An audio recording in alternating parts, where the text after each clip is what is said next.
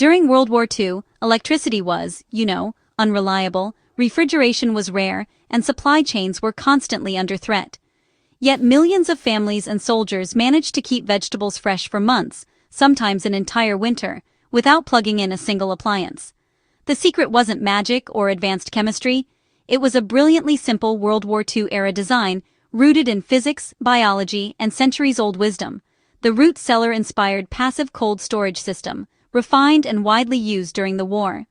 This forgotten design may look primitive by today's standards, but in practice it often outperformed modern refrigerators for long-term vegetable storage.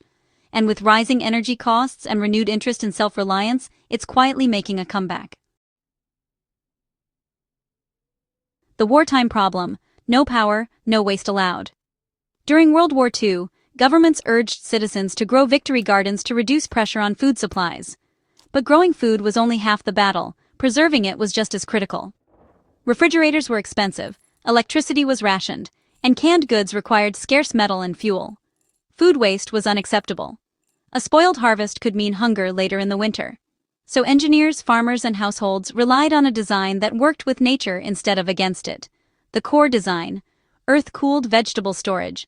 The World War II design was a refined version of the traditional root cellar, optimized for efficiency, temperature stability, and humidity control.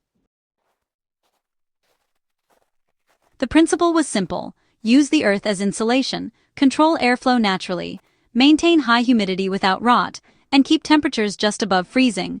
When done correctly, vegetables like potatoes, carrots, beets, cabbage, apples, onions, and squash could last 4 to 8 months with minimal loss. How the design actually worked. First, underground thermal stability. Soil maintains a relatively constant temperature year-round.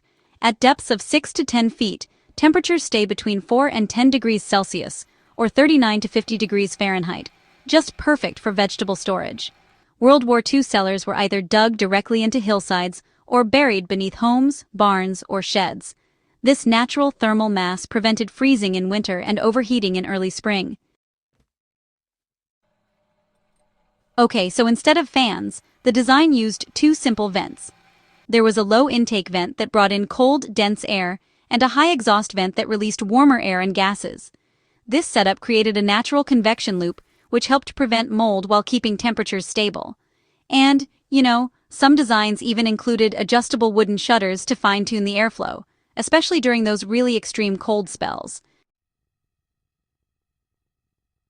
Vegetables need humidity, but definitely not moisture dripping from the walls.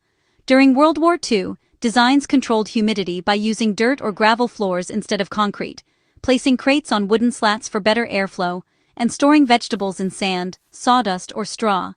This approach kept humidity around 85 to 95%, which prevented dehydration without encouraging rot.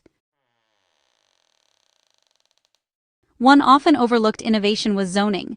Different vegetables, after all, release different gases. For example, apples release ethylene gas, which actually speeds up ripening. Potatoes rot faster when they're near onions, and squash, well, it prefers drier air than carrots do. Wartime cellars used separate bins and shelves to isolate crops, which, honestly, dramatically extended their shelf life. Why did it beat modern refrigeration, at least in some ways? Well, modern refrigerators are really designed for convenience, not for longevity. Back during World War II, cold storage actually had several surprising advantages. For one thing, there was no dehydration. Modern fridges tend to dry food out. There was no power dependence and no risk of mechanical failure. You also got better flavor retention, and root vegetables could be stored for much longer. In fact, even today, many farmers still prefer cellar storage over refrigeration for potatoes and apples, just because the taste and texture remain superior.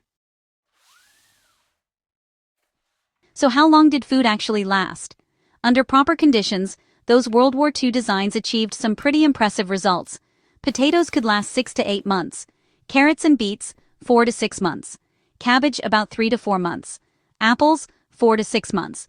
Squash and pumpkins, 2 to 4 months. And all of this was done without electricity and without chemicals.